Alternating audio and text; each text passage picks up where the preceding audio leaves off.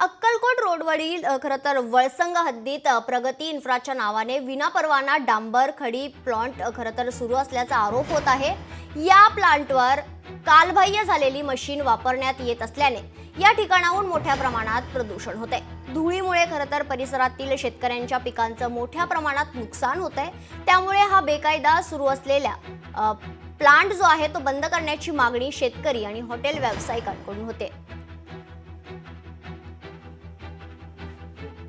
ह्या प्लांटमुळे जे आजूबाजूचे शेतकऱ्याला आणि आजूबाजूचे जे काही लोक आहे शेतात काम करायला सुद्धा धुळी असल्यामुळे काम करायला सुद्धा येऊ लागले नाही असं मला कळालेलं आहे। आणि मी एक 10-15 शेतकऱ्यांना विचारलो की तुमचं ह्याच्यामुळे काय काय, मग अक्षरशः त्यांनी दाखवलं की पिकावर पूर्ण धुराळा पडलेला आहे आणि ह्याच वर्षी उजनीचे पाणी आमच्या ह्या भागात आलेल्यामुळे शेतकऱ्यांचा जरा मुखावर थोडं हसूमुख आले होते। परंतु आता ह्या डांबर प्लांट आणि RMC प्लांटमुळे पूर्ण सगळं धुळीकरण झालेले आहे। त्यामुळे एक 100-1 एकर तरी पूर्ण ते म्हणजे ह्या धुळीमुळे आणि ह्या डांबर प्लांटमुळे नुकसान होणार आहे शेतकऱ्यांचं।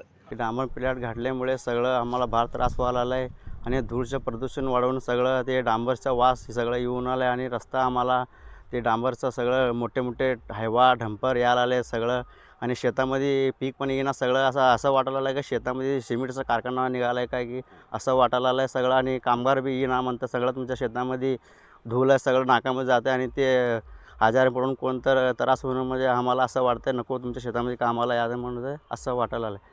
प्लांट बंद करावं लागतं हे बिना परमिशनचे प्लांट घातलेत त्यांनी। लोकशाही मराठी ऐका, पहा, जागरूक रहा।